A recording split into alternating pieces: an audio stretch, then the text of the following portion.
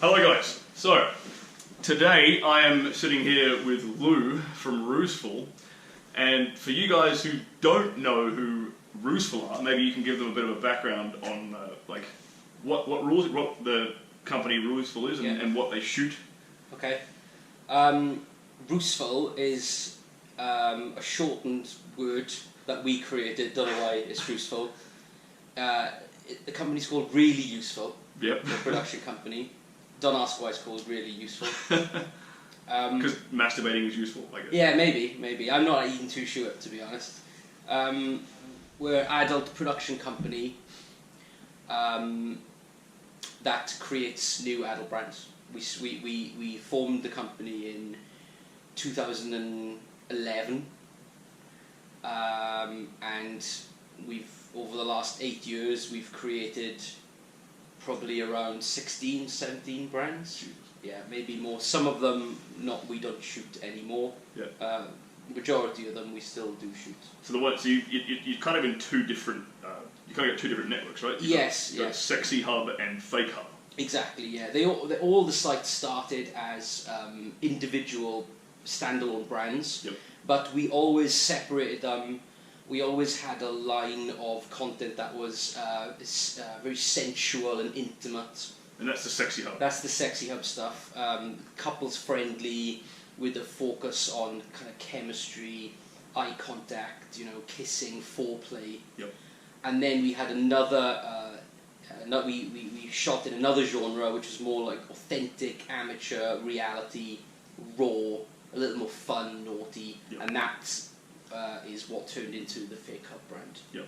But when we were creating our brands, we'd create one of one genre and one of the other genre, and we'd kind of alternate like this a little bit. Yep. And then at some point in 2015, we merged these brands into what is now Fake Hub and Sexy Hub. Right. So what websites fall under Sexy Hub right now? Sexy Hub, we have Dane Jones, Lesbia, Massage Rooms, Mom, and Fitness Rooms, which is still standalone, but they kind of, when you buy a membership, you get yes, that's how it kind of works. Like someone goes and buys a membership to one of these sites, and you get access to the others. To all of it. it. So the Fitness Rooms is the most recent brand Yep. within Sexy Hub. And then in the Fake Hub side, we have obviously Fake Taxi. We started with Fake Agent, which is our casting site.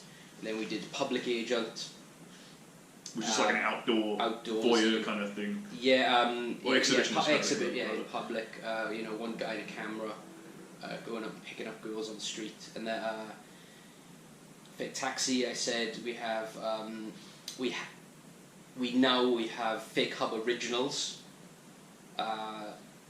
which are more kind of story based, loosely story based, but they're more produced. They're more professionally produced, and they've got they're not like amateur reality raw kind of style. They've got like a more comedic storyline to them. Or they're meant to be funny. Yeah. Like almost sometimes like a comic book. Almost like a comic book, like cartoonish, crazy, humorous. With some dialogue and some mad stuff going on. Yeah. And in Fake Hub we what's the other one in Fake Hub we have? Fake Hostel. No, that's our newest site. Oh, that's still separate. That's a separate site. Okay.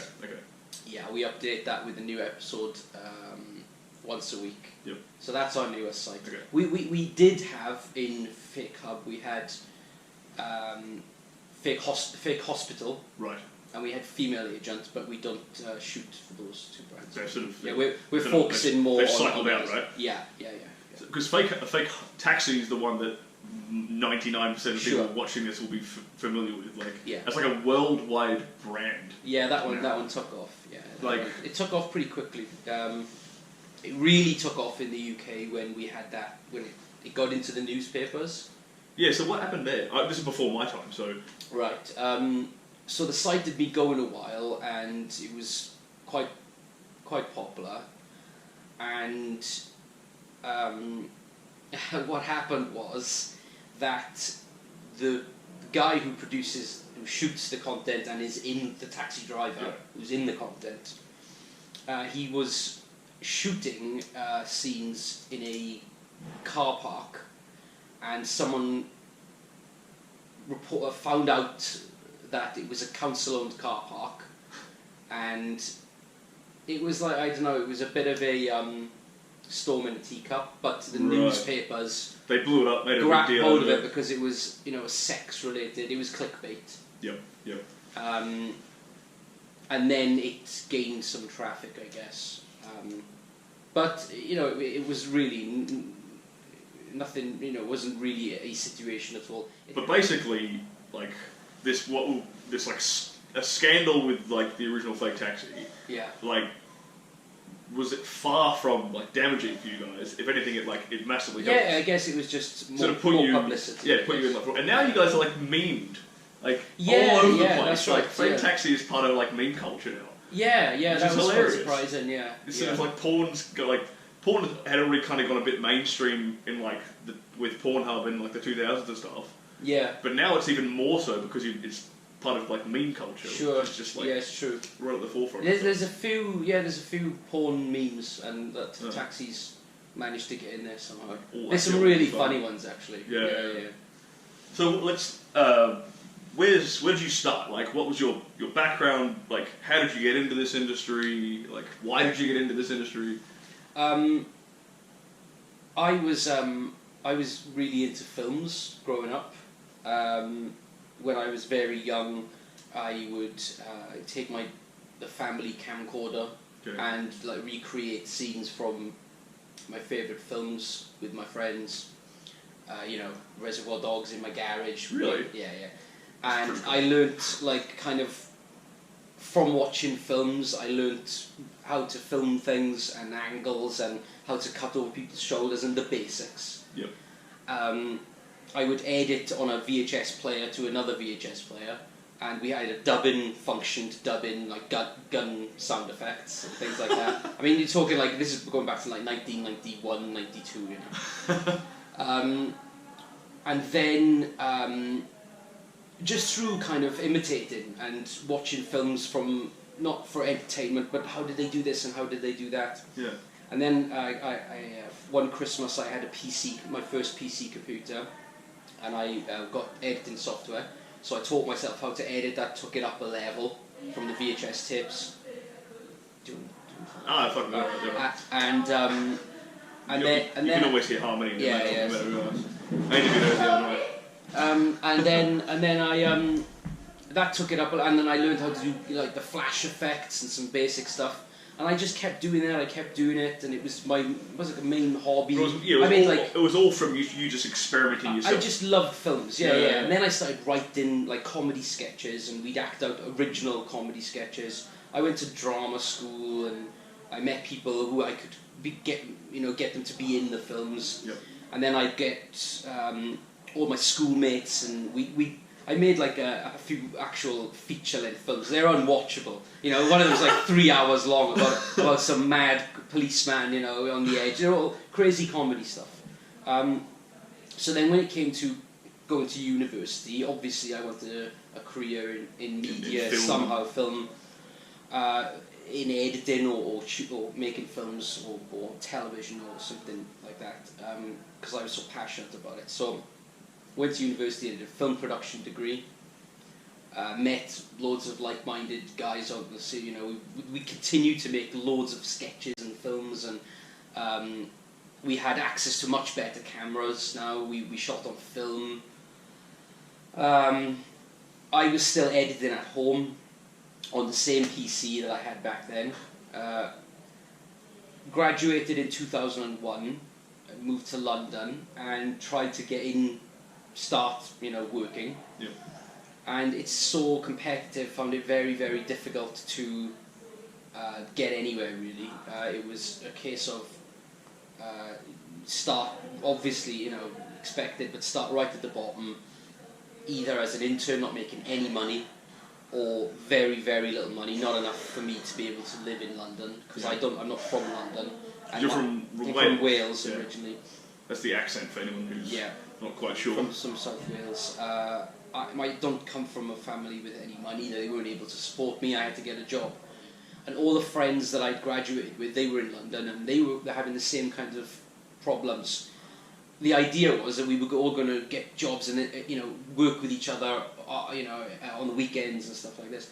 But they all ended up getting jobs in off licenses and in shops and recruitment agencies, whatever they could do. Anything they could get, really. Anything just to pay the rent. And I was just desperate to do something. I just wanted to film something or edit something. I wanted someone to give me a chance, but they're not, unless you have experience, they're not going to just give people a chance. You really have to work your way up very, very slowly over a long period of time and make connections and contacts. And then one day, I had a VHS softcore porn film that somebody had given me. Never watched it, obviously. Doesn't masturbate. No, there was not. And so I picked it up just out of interest, not to put it in and masturbate over it, obviously. I just picked it up, and I was just kind of looking at it, and I was thinking, like, who made this? Right. And on the back cover, it had a name of a production company in London, in North Acton, which was where I was living was South London, so it was London basically. I could get there. It would take me about an hour and a half, and I thought, maybe I'll write them a letter. Yeah. So the film that I'd watched, it was rubbish.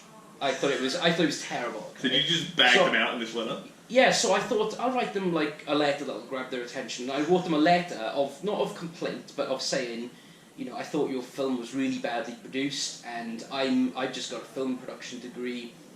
I could work for you guys. I could make you much better films. I could come up with ideas. I can edit. I could do graphic design. I can film. I could do lighting. I'll direct them. I'll do everything.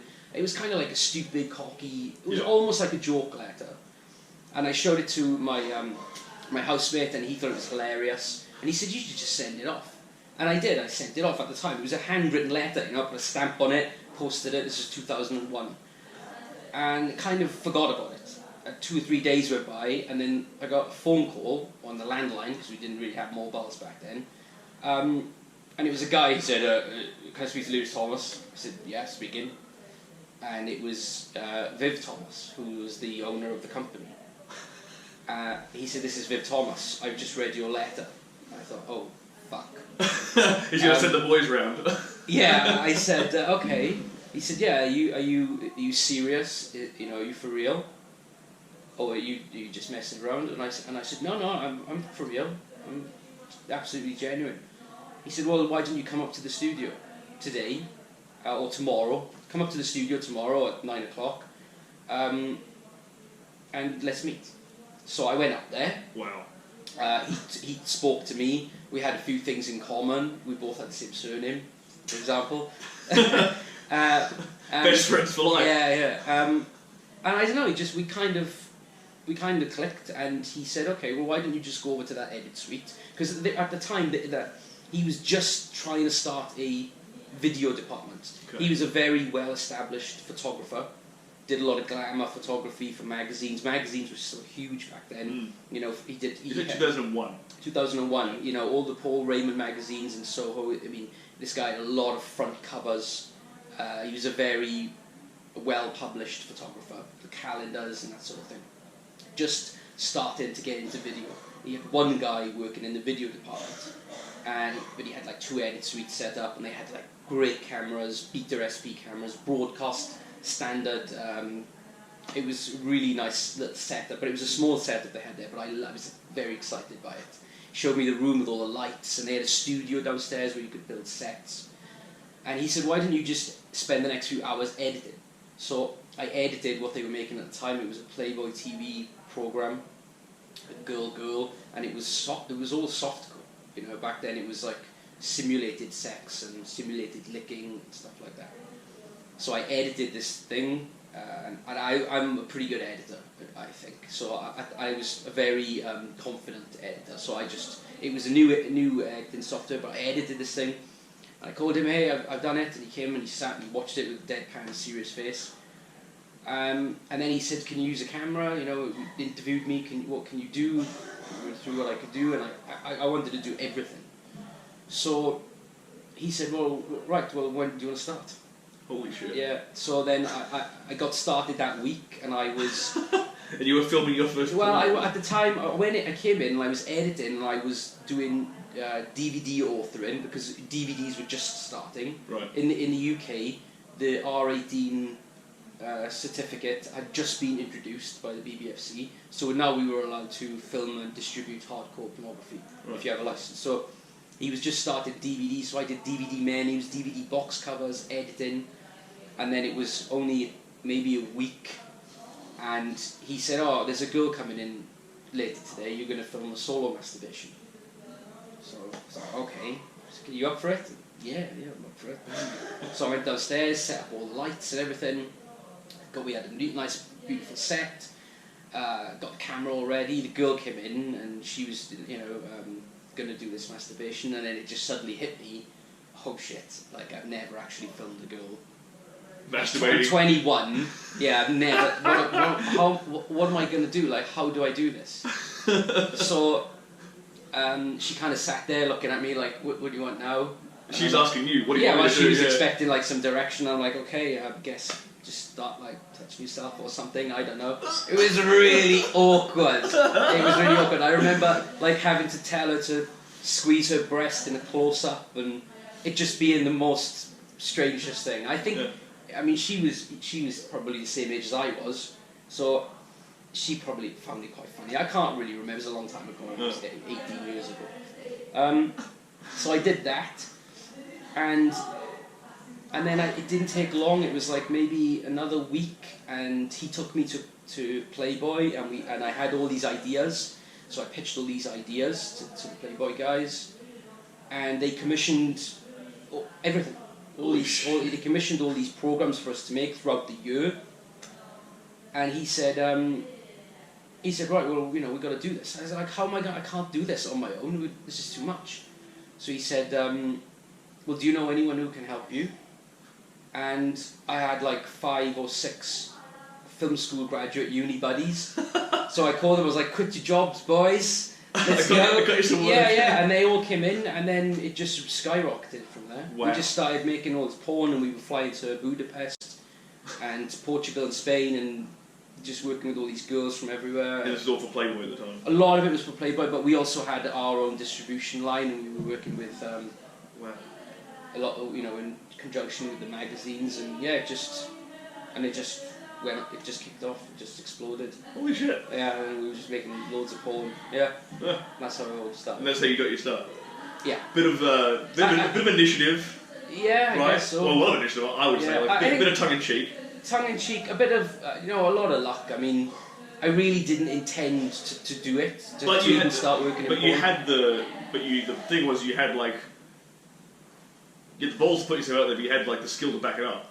Because you spent your whole doing all this stuff. Yeah, I was confident that I knew what I was doing. I knew I could make porn. Yeah. And I knew I didn't need a massive team.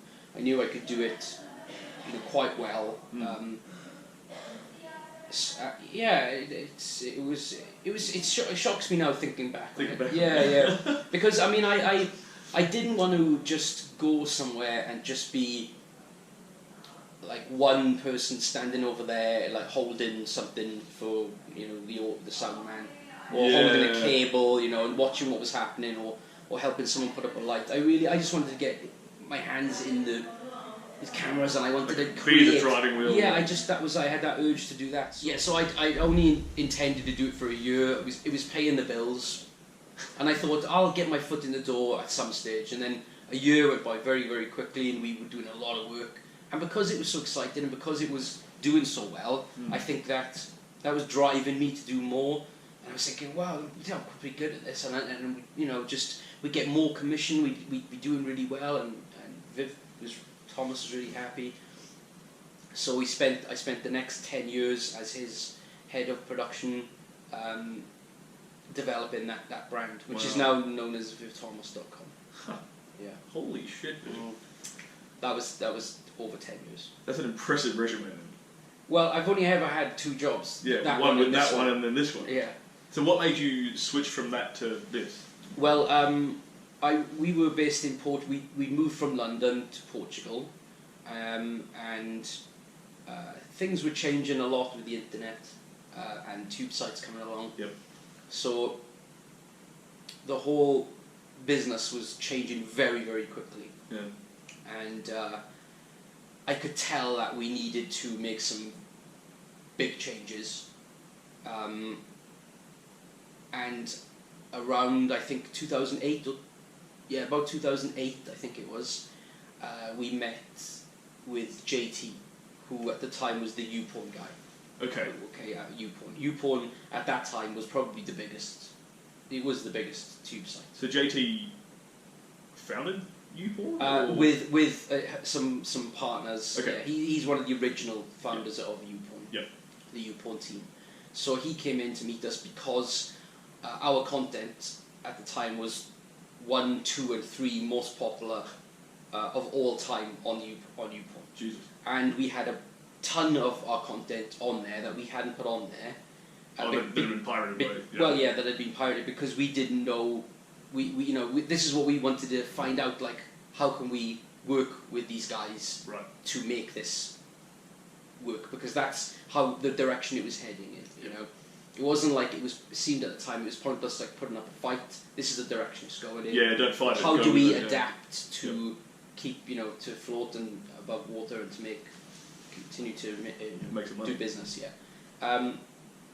And he came in and he liked our content, and obviously it was very popular on YouPorn. So him and Viv were trying to do business, and that's a whole other story. Yeah. And I was at that time in my life, I was nearly 30, and I needed more. I needed to take things to the next level, and I felt like I couldn't go further than I'd already gone where I was. Yep. And I didn't want to live in Portugal anymore. I wanted to move back to the UK, which wasn't possible to do in my as a head of production where I was. And so I liked JT. He seemed a really cool guy, and he had a lot of vision. I was very excited by what they were doing, and I just started talking to him about this and that, and he knew I was quite keen to move on and do something else. I was kind of ready to quit. Yep.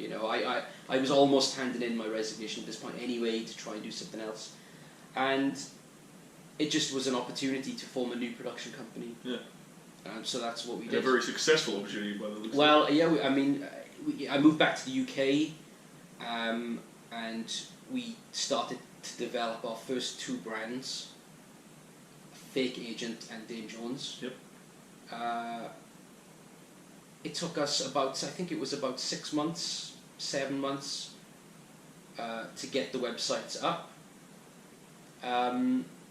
When we started, it was me and 2 other guys who were editing with me, and another guy helping me create the content. And we were working in my mum's back bedroom in her house because we didn't even have an office. And she had like a box room where we were literally back to back. Like, for one of us to get out of our chairs, the other one had to like stand up. And, it was like that. And then there was one guy like sitting there that close. Like, so we were all just in this room editing porn all day. And then we'd go to Prague and shoot. And then we'd come back and edit.